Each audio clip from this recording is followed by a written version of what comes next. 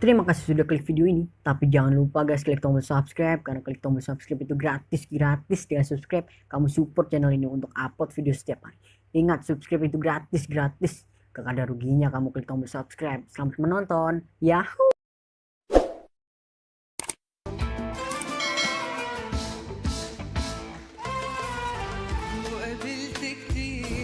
Assalamualaikum warahmatullahi ta'ala wabarakatuh.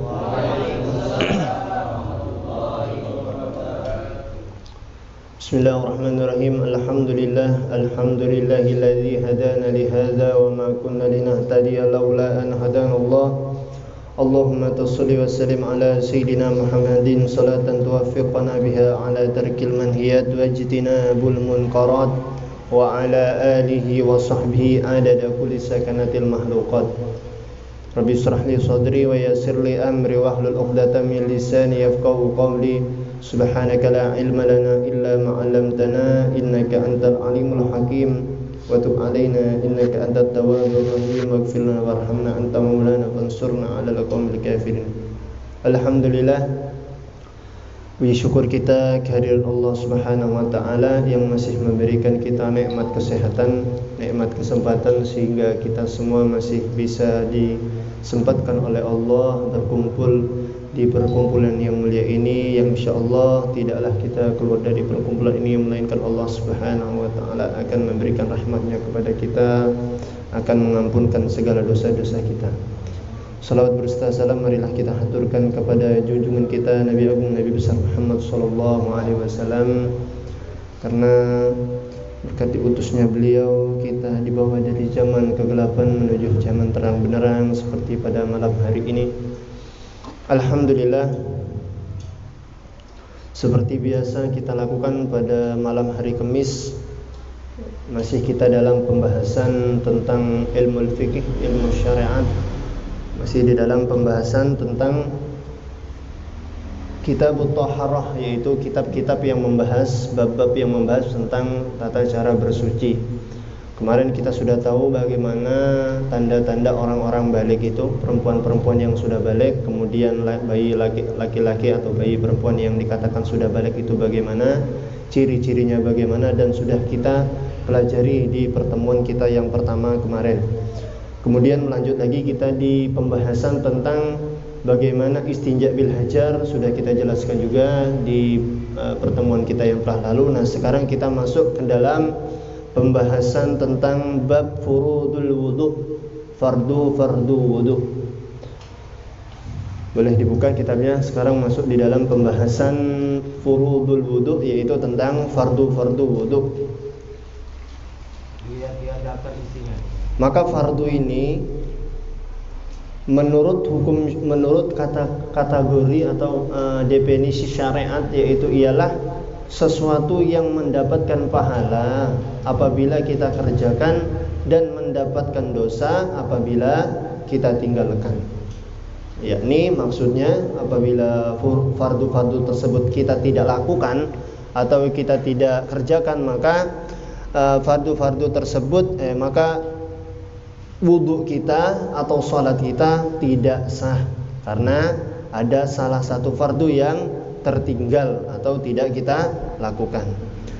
Nah, di sini kita mulai dengan pembahasan di dalam Bismillahirrahmanirrahim. Faslun, pasal di dalam pembahasan furudul wudu, fardu wudu sitatun, ada 6. Yang pertama an-niyatu, yaitu niat. Niat itu apa? Kata ulama, niat itu adalah menurut bahasa tujuan. Al-qasdu, yaitu tujuan, bagaimana kita sampai kepada tujuan tersebut. Seumpama kita mau ke Jawa hari ini, malam ini mau ke Jawa, kan kita harus berniat dulu. Niat, tapi belum tentu kita lakukan. Nah, tapi kalau menurut hukum syariat itu niat itu adalah sesuatu yang dibarengi dengan perbuatan tersebut. Jadi tujuan sesuatu yang dibarengi dengan perbuatan tersebut. Maka di dalam wudu yang dikatakan niat sebenarnya yaitu ialah kita berniat ketika kita berwudu. Qasdu syai'in muqtarinan bi fi'li, maksudnya yaitu ialah menurut hukum wudu, yaitu ialah tujuan sesuatu yang dibarengi dengan perbuatan. Tujuan sesuatu yang dibarengi dengan perbuatan. Nah, kita harus ketahui hukumnya apa niat itu ketika di dalam wudu, di dalam sholat, di dalam mandi wajib. Hukumnya apa? Menurut syariat hukumnya wajib. Karena kalau tidak niat maka tidak dikatakan dia berwudu. Mencuci muka saja, cuci tangan saja, atau cuci kaki saja, tapi tidak ada niat sama sekali dia berwudu, maka tidak kena catatan dia berwudu. Maka hukumnya niat itu adalah wajib, masuk di dalam fardu wudu. Dan tempatnya di mana niat itu? Apakah di mulut? Tidak. Wa mahalluha, dan adapun tempatnya yaitu ialah fil qalbi, di dalam hati. Contoh, kita mau berwudu nih. Ketika kita berwudu kan cuci tangan dulu, cuci tangan, kumur-kumur, itu sunnah hukumnya. Itu sunnah. Kemudian kita membersihkan apa yang bisa menghalang untuk air masuk di tangan kita, atau ada bekas oli, bekas cat, harus kita bersihkan dulu karena tidak bisa masuk ke dalam anggota-anggota wudu. Kemudian yang dikatakan niat apakah pas lagi wudu? Tidak. Pas lagi wudu, pas lagi cuci tangan? Tidak. Kalau pas lagi cuci tangan itu namanya azm, belum dikatakan niat. Karena apa? Karena tidak berbarengan dengan fi'lun awal. Pergerakan yang pertama, fardu yang pertama, yaitu ialah mencuci muka. Makanya niat sama ghuslul wajh, sama cuci muka itu harus berbarengan. Tidak bisa di awal. Kalau di awal namanya bukan niat, namanya sunnah. Belum dikatakan niat, masih azam. Azam itu di bawah niat. Kalau niat menurut syariat, niat itu adalah suatu yang berbarengan dengan perbuatan. Seumpamanya ketika kita mau wudu, maka niatnya di mana? Ketika air nyampe ke dalam air pertama kali nempel ke muka, maka disitulah kita berniat. Nawaitul wudu'a li raf'il hadasil asghari fardholillahi ta'ala. Atau ketika kita mandi wajib, ketika air nyampe ke badan kita, ke anggota tubuh kita, bukan sebelum kita ngambil kita niat, bukan. Itu maka tidak dikatakan kategori ini niat, karena tidak berbarengan dengan perbuatan yang ingin kita tujuin tadi. Yaitu tujuan kita mandi, berarti harus niatnya mandi besar. Tujuan kita wudu, maka niatnya ketika wudu. Salat pun begitu. Apakah sebelum salat usolli fardhul maghribi atau usolli fardhul zuhri, Allahu akbar, sebelum takbir kita berniat, maka tidak dikatakan niat. Bagaimana yang dikatakan niat sebenarnya? Ketika kita di dalam perbuatan yang pertama, yaitu ialah apa? Takbiratul ihram. Ketika kita takbiratul ihram, disitulah kita berniat. Allah usolli fardhul maghrib atau usolli fardhul subhi akbar. Maka itulah yang dikatakan niat. Kalau sebelum sholat kita mengucapkan niat, maka tidak termasuk niat. Itu adalah azam, belum niat. Adapun bagaimana hukumnya? Hukumnya sunnah. Jadi kita mendapatkan pahala double di situ.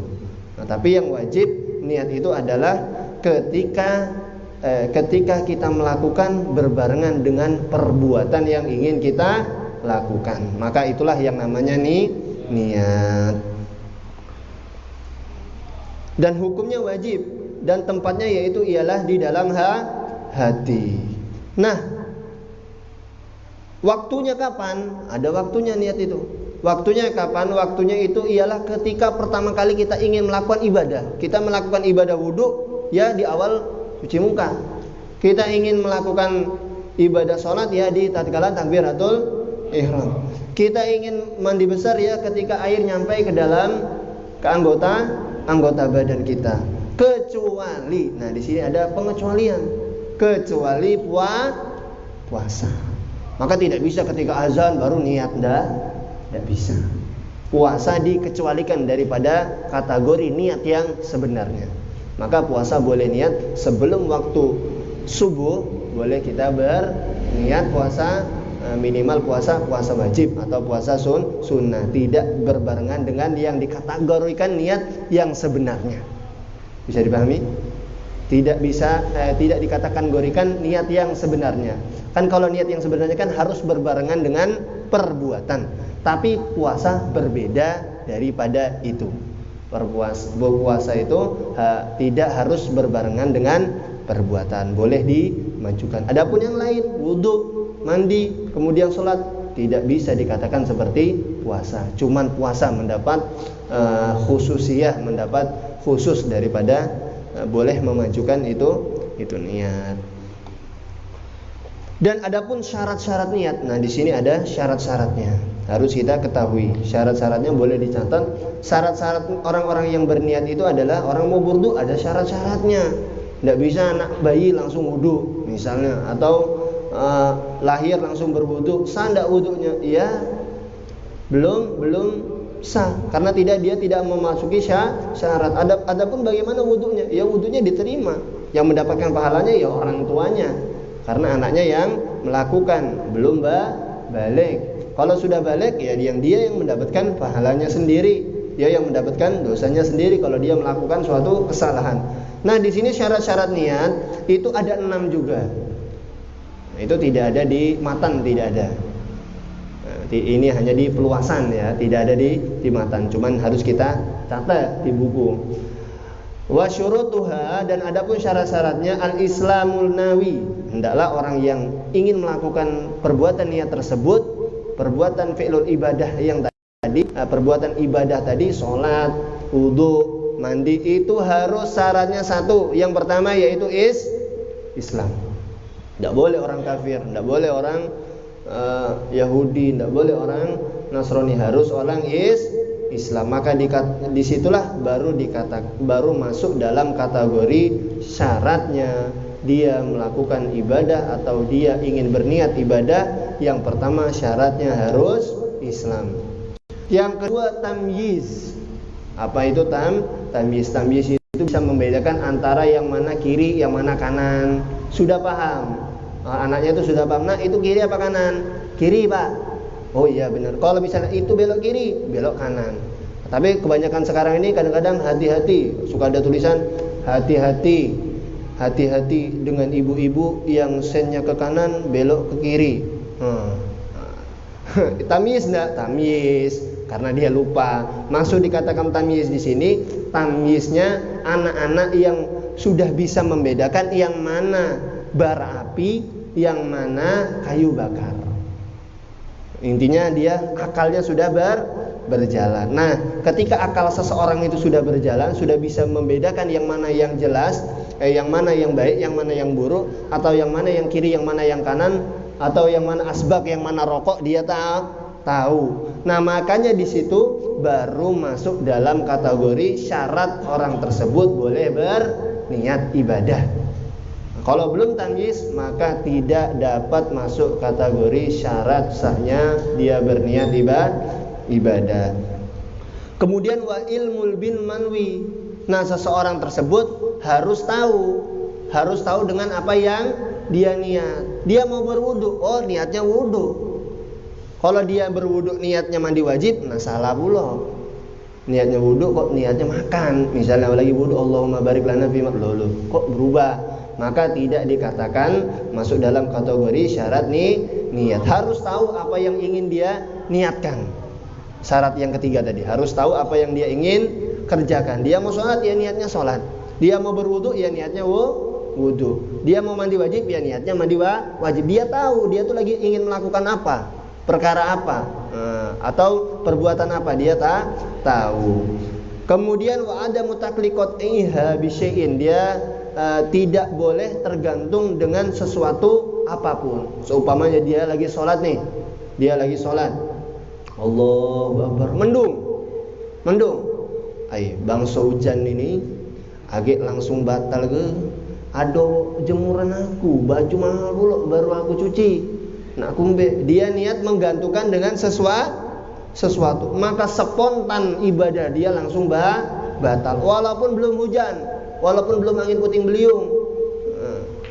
walaupun belum terjadi sesuatu apapun, karena dia menggantungkan niat dia dengan sesuatu yang bisa membatalkan itu niat, maka di situ tidak boleh. Atau dia nanti kalau seandainya aku sholat ada yang maling dompet aku ini, kan dompet biasa orang sholat itu dompetnya ditaruh, atau HP-nya, ada yang maling HP aku ini, langsung aku kejar, kebuki, tangani, terajangi misalnya kan. Nah maka itu tidak boleh dan tidak masuk dalam kategori syarat niat, maka hukum ibadahnya langsung terputus. Ataupun yang terakhir yaitu ialah yang keenam, yang terakhir yaitu ada mutaraddudi fi qatiha. Dia tidak ada syaratnya, harus dia tidak ada keraguan untuk memutuskannya. Tidak boleh ragu dia. Batal ke tidak. Umpamanya dia lagi sholat, melihat imamnya salah misalnya. Kalau memang sudah jelas salah ya batalkan. Kalau memang sudah salah ya niat sholatnya memisah. Jangan kita ragu-ragu atau kita sholat sendirian. Ini kasusnya, kita sholat sendirian, Allahu Akbar, kita sholat sendirian. Tadi aku sudah niat apa ya, kurang yakin, bimbang, masih ragu. Nah kita tidak boleh, syaratnya tidak boleh seperti itu. Nah kalau kita terjadi seperti itu, maka hukum sholat kita batal. Karena kita bimbang. Fa in shalla ma'asak, di dalam kitab itu, fa in shalla ma'asak, kalau sholatnya kita ragu, lam tasih sholatu, maka tidak sah sholatnya. Jadi yang pertama syaratnya yaitu ialah Islam.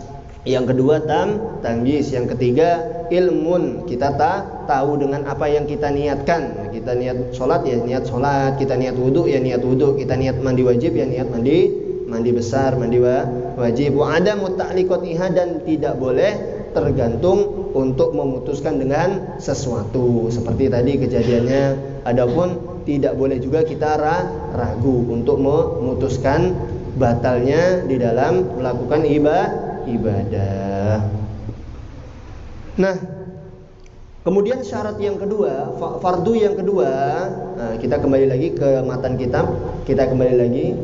Yang pertama yaitu ialah niat. Yang kedua ghuslil wajhi, mencuci muka. Nah di sini mencuci muka itu bagaimana? Mencuci muka ya bukan cuci muka saja, bukan. Cuci muka dulu. Bukan, kalau berwudu ada batasan yang mana wajib dicuci. Nah, yang dimaksud dengan kategori wajah, ketika kita berwudu dari pangkal sini sampai akhir sini. Jadi tulang tengkorak wajah. Nah, disitulah yang dimasukkan dengan kategori wajah. Kemudian di sini ada bulu-bulunya, ada rambut-rambutnya yang wajib kita cuci. Umpamanya misalnya penuh bodeknya tebal ya, atau jenggotnya panjang. Maka kalau jenggotnya panjang wajib dia sunnah dia menyelah-nyelahi. Nah, kalau jenggotnya panjang misalnya sampai perut, jenggotnya tadi ya, atau bisa dijadikan sorban jenggotnya misalnya ya, tapi ndak ada. Nah, itu wajib disela-selahi. Kalau tebal, kodengnya tebal, jenggotnya tebal. Nah kemudian rambut di sini wajib kumis wajib, kumisnya tebal sampai nutupin misalnya kan, wajib dicuci.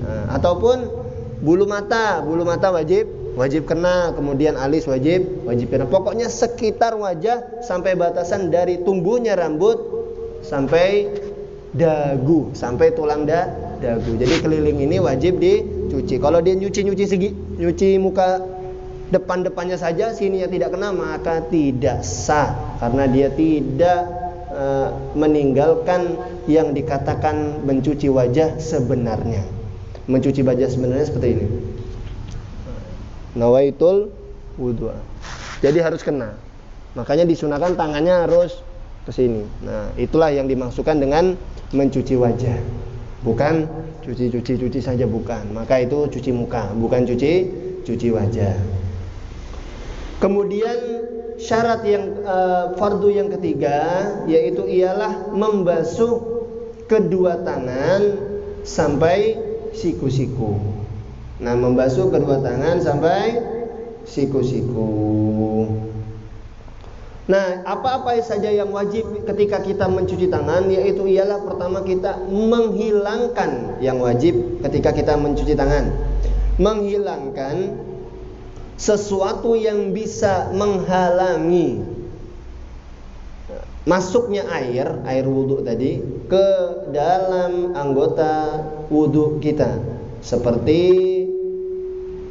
ada kotoran di kuku atau cat, itu wajib kita hilangi. Nah, makanya orang-orang yang melakukan wudhu ketika dia mencuci tangan harus dia hilangkan dulu. Boleh enggak ketika wudhu hilangkannya? Boleh. Lagi di tempat kerannya dia menghilangkan langsung bekas olinya, ya. Boleh. Atau bekas kotoran yang tebal yang tidak bisa ini tidak mungkin masuk misalnya.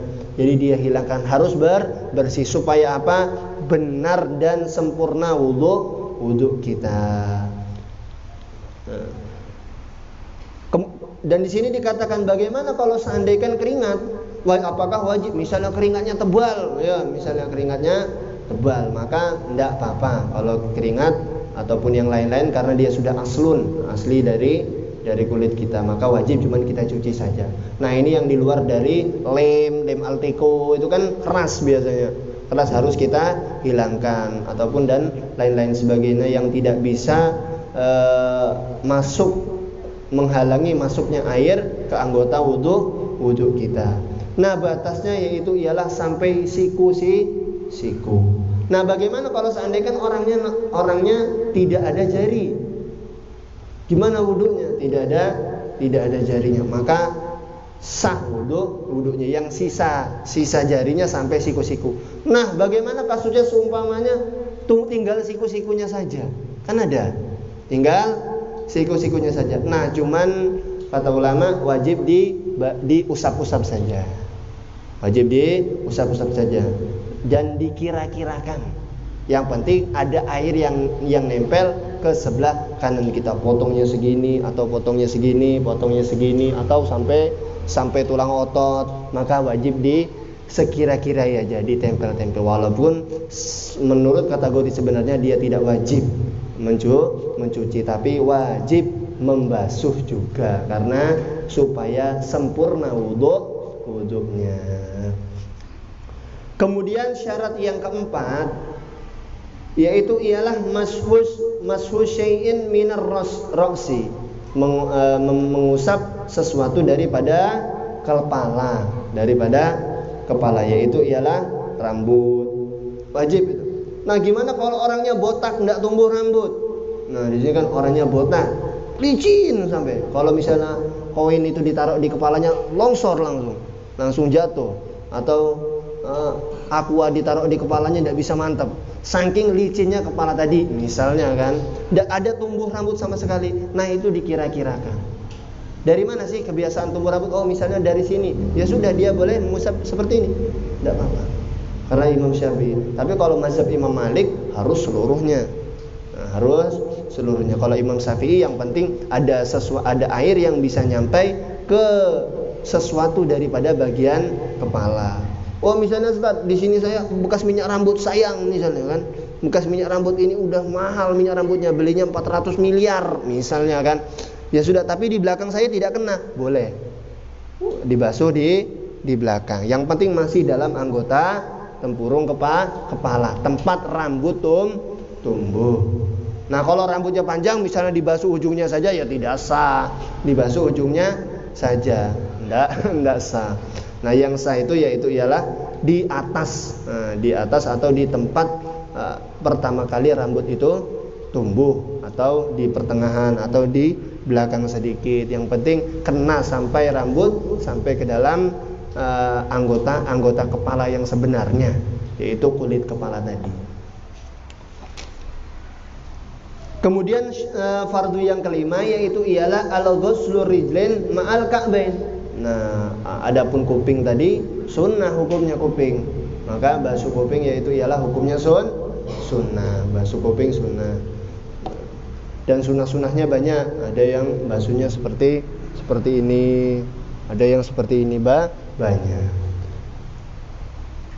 Nah, yang masuk dalam kategori fardu yang kelima yaitu ialah ghuslur rijlain ma'al ka'bain. Kita mencuci kedua kaki sampai ke mata kaki.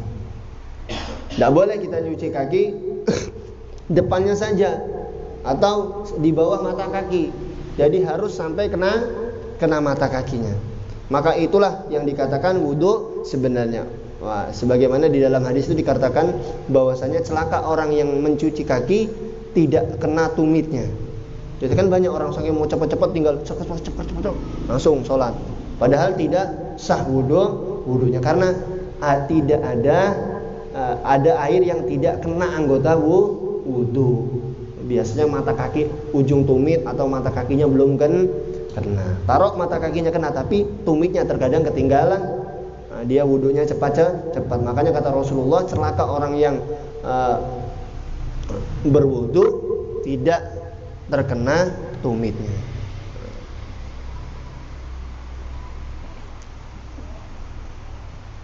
Yang dimaksud dengan mata kaki di sini ialah dua tulang yang tumbuh ketika sambungan betis telapak kaki. Di sisi betis telapak kaki, dua tulang yang tumbuh itu. Nah, itu yang dimaksud dengan mata kaki. Jadi wajib dibasuh. Kemudian syarat yang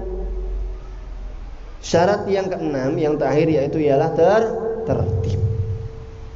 Nah, itu syarat yang keenam. Maka yang pertama tadi yaitu niatnya harus benar, harus tahu tujuan dia wudu ya niat wudu.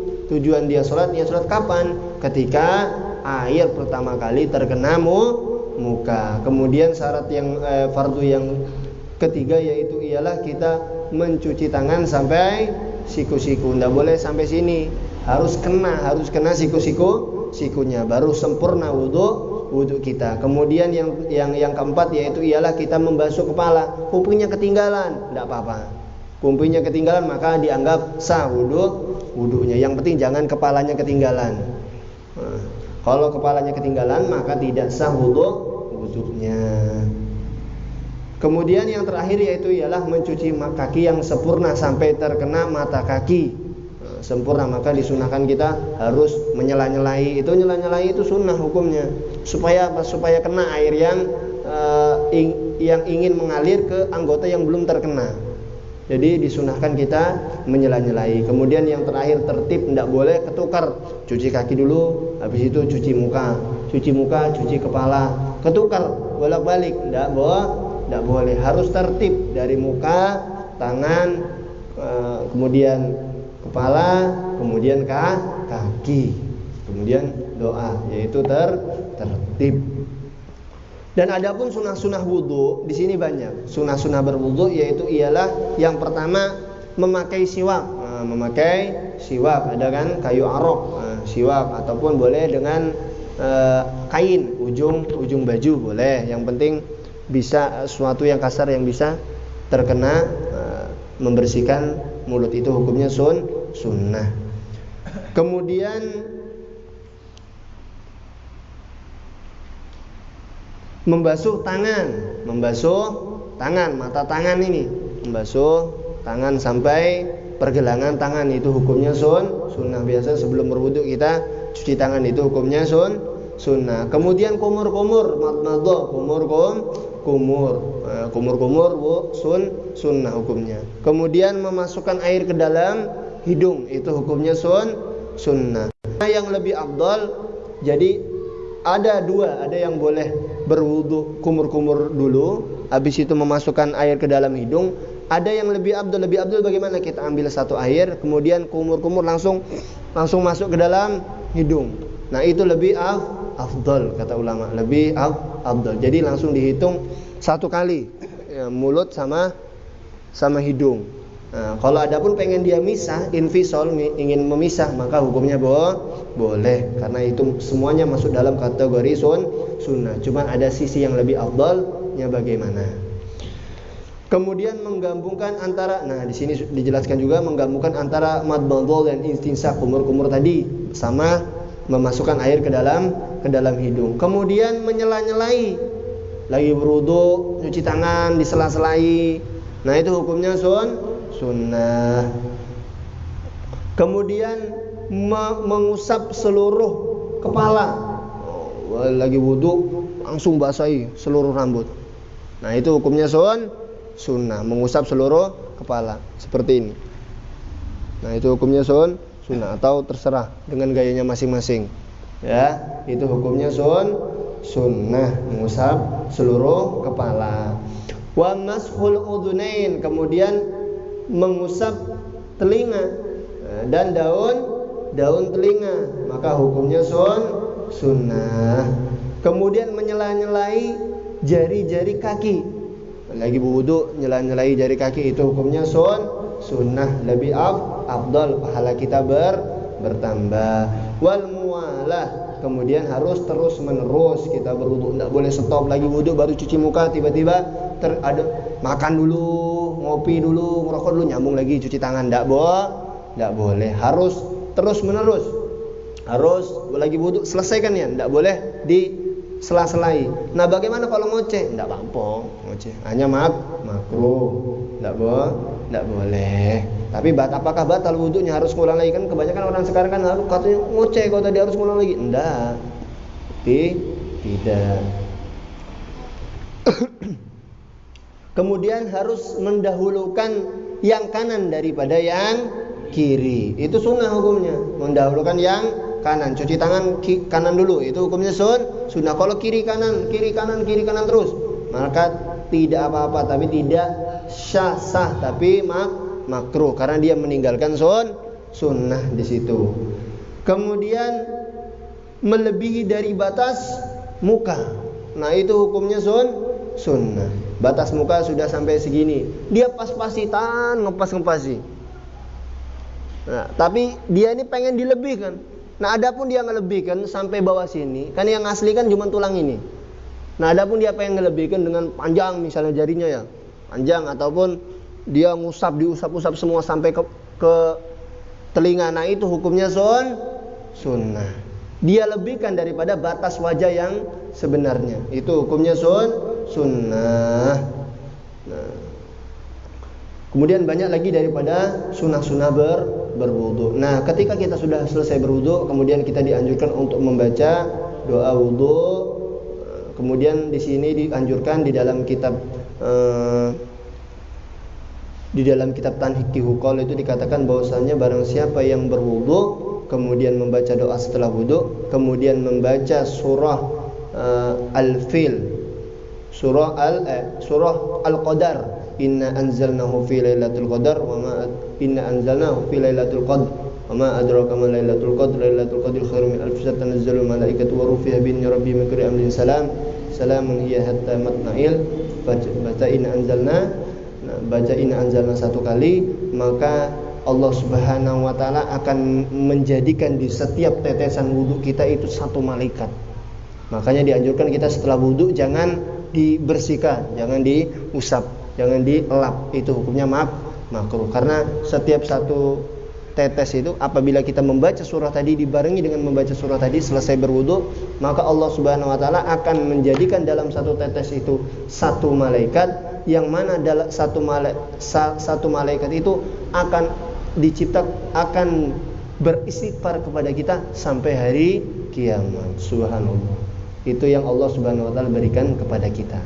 Nah, itu kalau kita amalkan setelah berwudu. Nah, bagaimana dengan wudu yang biasa kemudian berdoa biasa? Maka mendapatkan pahala juga, mendapatkan pengampunan juga. Setiap tetesan mendapatkan pengampunan dosa. Ya, ini dosa kecil ya. Di sini di dalam catatan dosa-dosa kecil kita akan jatuh mengikuti tetesan-tetesan air bekas wudu kita. Kemudian di dalam pasal berikutnya yaitu ialah pasal tentang niat. Nah, di sini sudah dijelaskan di awal tadi, yaitu niat qasdu syai'in muqtarinan bil fi'li, tujuan sesuatu yang berbarengan dengan perbuatan. Nah, di lanjutannya yaitu ialah pasal di dalam tentang niat. Pasal selanjutnya yaitu ialah pasal niat. Boleh dilihat di matan kitabnya. Ada an-niyah qasdu syai'in muqtarinan bil fi'li, niat itu adalah tujuan sesuatu yang berbarengan dengan perbuatannya. Wa mahalluha, dan adapun tempatnya al-qalbu, di dalam hati. Wa talaffuduha, adapun mengucapkannya. Niat mengucapkan sambil berniat, itu hukumnya sunnah. Wa waktuha, dan adapun waktunya niat tersebut ketika berwudu, inda ghuslil wajhi, ketika mencuci muka, awali juz'in minal wajhi, ketika mencuci yang paling awal daripada anggota wajah. Jadi ketika pertama kali kita mencuci anggota wajah, maka di situ dikatakan, di situ kita diharuskan untuk berniat. Wa tartib alla yuqaddimu udwan ala udwin, dan yang terakhir yaitu ialah kita harus tertib niat tadi. Tidak boleh kita mendahulukan anggota tubuh yang lain yang harusnya di akhir kita majukan, ataupun yang harusnya di awal kita airkan. Yakni maknanya kutuker bolak-balik. Maka tidak sah hukum niatnya atau berwudunya. Kemudian pasal berikutnya kita sudah membahas tentang niat. Kemudian kita masuk di dalam pembahasan air. Pembahasan air, boleh dilihat kitabnya di dalam pasal tentang membahas tentang alma, yaitu air. Nah, air di sini ada air sedikit dan ada air banyak. Kenapa kita harus mengetahui air di sini? Karena air itu adalah peran penting untuk kita bersuci. Peran penting untuk kita bersuci, melakukan segala jenis ibadah yang seperti wudu, mandi itu kan ibadah, atau mandi biasa atau mandi sunnah, mandi wajib itu ibadah. Kita menghilangkan suatu yang menjadi penghalang kita untuk melakukan kewajiban. Yang pertama yaitu ialah ada air al-ma'ul qalil wal katsir. Air itu ada air sedikit dan ada air banyak. Nah, sedikit dan banyak ini menurut hukum syariat, bukan menurut hukum dunia ya. Menurut hukum syariat, menurut hukum fikih, yang berhak air tersebut ketika digunakan ataupun sedikit tidak apa-apa digunakan. Yang penting intinya ketika kita melakukan segala jenis ibadah. Fal qalilu maduna kullatain. Adapun air yang dikategorikan sedikit yaitu ialah air yang kurang daripada dua kula. Dua kula itu bagaimana? Bagaimana sih dua kula itu? Dua kula di sini dikatakan airnya, saya dulu pernah nyatet ketika saya mondok tuh. Dua kula itu menurut Indonesia, menurut Habib Zain kalau tidak salah bin Smith, itu 217 liter. Atau kalau menurut ulama ulama Yaman lain lagi. Kalau menurut ulama Yaman 562,5 liter. Menurut Baghdad 500 liter. Atau yang ingin simpel, kalau sekarang ini kita tahu bak itu ukurannya 60 kali 60 kali 60. Nah, itu ketik dalamnya 60 atau satu dirok atau segini kita. Nah, maka itu dikatakan airnya 2 kula. Nah, kalau kurang daripada situ, kurang daripada ukuran tersebut, airnya sedikit, maka tidak dikategorikan air itu banyak. Apabila terkena air bekasan wudhu kita, maka hukum airnya musta'mal. Hukum airnya musta'mal. Maka air musta'mal yaitu airnya suci, tidak terkena najis, cuma terkena air yang bekas anggota wudhu, anggota wajib kita mencuci. Maka air tersebut tidak boleh digunakan lagi. Maka hukum air tersebut musta'mal. Kalau tidak kena, misalnya baknya di sini, airnya tinggal sedikit, tinggal 1 ember, kita wudhunya di luar sini, maka hukumnya sah. Yang penting tidak ada air yang jatuh ke dalam ember tersebut, karena ember tidak sampai 2 kula. Nah, di sini ulama ada yang mempermudah. Dulu Rasulullah katanya pernah berwudu dengan dalam 1 ember. Nah, beliau niat apa? Nah, di sini digali bahwasanya beliau niat ketika beliau berwudu. Misalnya air ya. Airnya satu ember tadi. Airnya 1 ember. Kita caranya biar air 1 ember ini tidak menjadi air musta'mal, walaupun kita gunakan, kita celup-celup tangan kita, kemudian air yang nyiprat lagi bekas wudhu kita tidak musta'mal, harus dibarengi dengan niat igtirab. nawaitul igtirab lillahi ta'ala. Begitu juga mandi wajib, nawaitul igtirab lillahi ta'ala, sebagaimana yang dikatakan di dalam kitab Taqriratus Sadidah. Di situ dikatakan di dalam kitab Habib Ahmad Al-Kaf. Jadi ketika kita berwudu, kita kan niat wudu dulu. Caranya airnya 1 ember tadi kita ambil, kemudian jangan kita cuci muka di bawah, di atas ember tadi. Kita di tempat lain berwudu. Nawaitul wudu'a lillahi ta'ala. Kemudian ketika kita mau masuk lagi tangan kita ke dalam ember tadi yang tidak sampai 2 kula tadi, air sedikit tadi, sebelum kita masuk ke dalam ember tadi, kita niat dulu nawaitul igtirab lillahi ta'ala. Baru kita masukkan tangan kita. Jangan ketika kita sudah masuk. Jadi sebelum kita masuk, sebelum kita masuk yang kedua, yang ingin mengusap wajah lagi kedua, kita niat nawaitul igtirab lillahi ta'ala. Maka air itu walaupun kita kobok-kobok, kita pakai mandi wajib, kita pakai wudu lagi sampai kita pakai wudu yang kedua kalinya, tidak dihukumkan mustakmal. Tapi kalau kita tidak niat igtirab, maka hukumnya ayat tadi mustakmal. Kalau ada air yang bekas anggota wudu kita atau bekas kita mandi tadi, mandi wajib kita masuk ke dalam air yang kurang dari 2 kula. Wal kasir, adapun air yang banyak itu air yang kullatani fa aksaro, air yang 2 kula ataupun lebih, air yang 60 kali 60 kali 60 atau dalam 60 tadi ya, atau 217 liter menurut Indonesia, ataupun lebih dari situ, maka itu dihukumkan air banyak. Kurang dari situ maka dihukumkan air sedikit. Wal qalil, dan adapun air yang sedikit, yatanajjasu biwuqu'in najasa fihi wa in lam yataghayyar. Nah, ini catatannya. Air yang kurang dari 2 kula itu akan menjadi najis ketika terjatuh najis di dalamnya. 1 ember kena jatuhan tai cecak misalnya, kena jatuhan tai cicak atau tai apalah yang lain, kotoran-kotoran yang lainnya, maka dihukumkan najis. Karena apa? Karena air tadi dihukumkan kurang dari 2 kula ataupun 2 ember. Ketika digabungkan belum sampai 2 kula, maka dihukumkan tetap najis. Nah, bagaimana kalau baknya besar? Bak besar, kemudian udah tahu kita air ini 2 kula atau 2 kula lebih ini.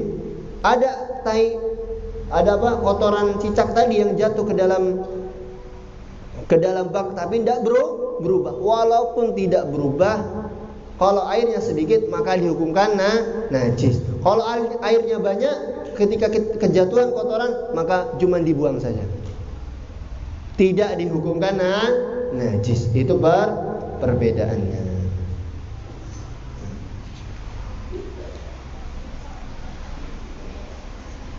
Wal ma'ul kasir, dan adapun air yang banyak, la yatanajjasu, dalam kitabnya boleh dilihat di kitabnya, la yatanajjasu illa idza taghayyar ta'muhu, tidak menjadikan najis ketika kejatuhan najis, illa, kecuali.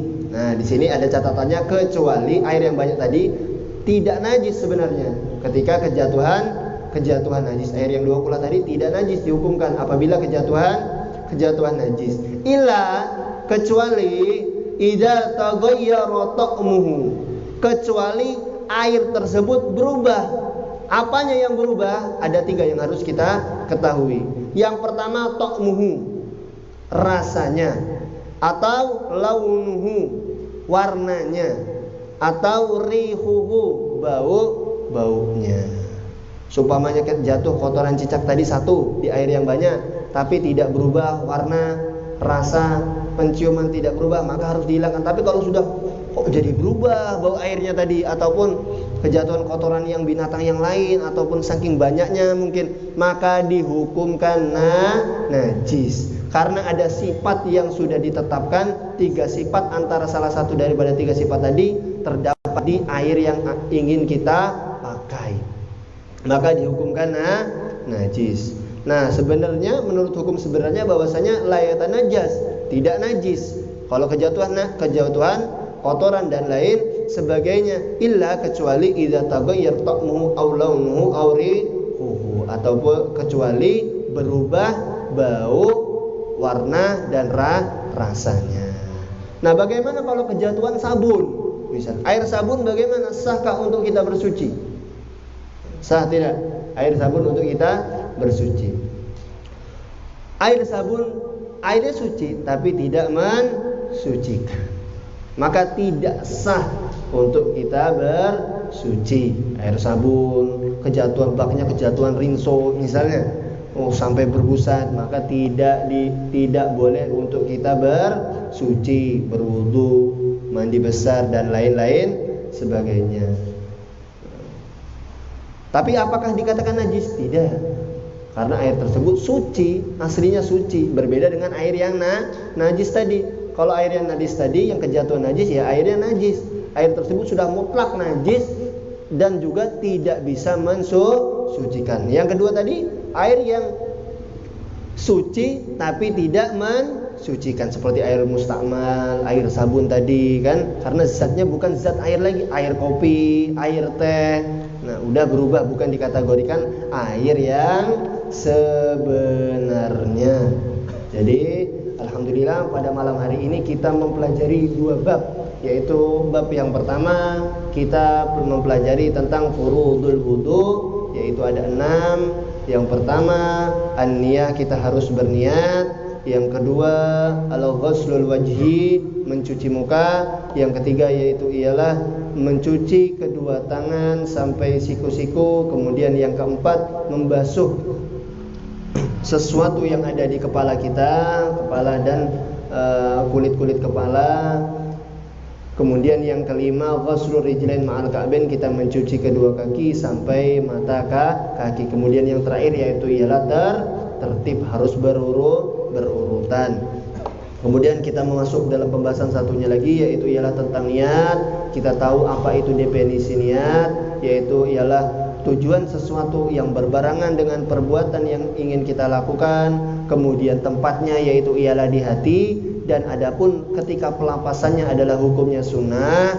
Kemudian waktunya ketika mencuci pertama kali daripada anggota wajah atau anggota tubuh, boleh apabila kita ingin melakukan mandi besar. Kemudian tertib dan tidak boleh mendahulukan anggota tubuh yang aslinya di awal, tiba-tiba kita taruh di akhir, ataupun yang akhir dimajukan di awal. Kemudian kita membahas juga tentang pembahasan al-ma'ul qalil, air yang banyak dan air yang sedikit. Air yang banyak menurut hukum syariat, menurut fikih, yaitu ialah air yang sedikit, yaitu air yang maduna kulatain, air yang kurang daripada dua kula. Adapun air yang sedikit itu menjadi najis ketika kejatuhan najis walaupun tidak berubah. Kemudian air yang banyak yaitu ialah air yang tidak akan najis apabila kejatuhan najis, kecuali berubah warna, rasa, kemudian baunya. Maka alhamdulillah 3 bab sudah kita lewati pada malam hari ini. Insyaallah di pertemuan yang selanjutnya yaitu kita akan membahas tentang pasal di dalam pembahasan sesuatu yang diwajibkan ketika kita mandi besar. Itu ada 6. Insyaallah kita sesuatu apa-apa saja yang diwajibkan ketika kita mandi wajib, ataupun ketika kita ingin mandi, ataupun ketika kita ingin melakukan mandi. Sesuatu apa saja sih yang diwajibkan untuk kita mandi? Oh, itu ada 6. Nanti insyaallah kita akan bahas di minggu yang akan datang. Insyaallah kita semua diberikan kesehatan oleh Allah, diberikan rahmat oleh Allah, diberikan pengampunan oleh Allah, dijadikan oleh Allah min ahlil khair, min ahlil husnul khatimah, min ahli la ilaha illallah, ala man wasallam wa ila hadratin Nabi Muhammadin sallallahu alaihi wasallam. Al-Fatihah. A'udzu billahi minasy syaithanir rajim. Bismillahirrahmanirrahim. Rabbil alamin arrahmanir rahim maliki yaumiddin iyyaka na'budu wa iyyaka nasta'in ihdinas siratal mustaqim siratal ladzina an'amta 'alaihim ghairil maghdubi 'alaihim waladdallin. الصراط المستقيم. والسلام عليكم ورحمة الله تعالى وبركاته.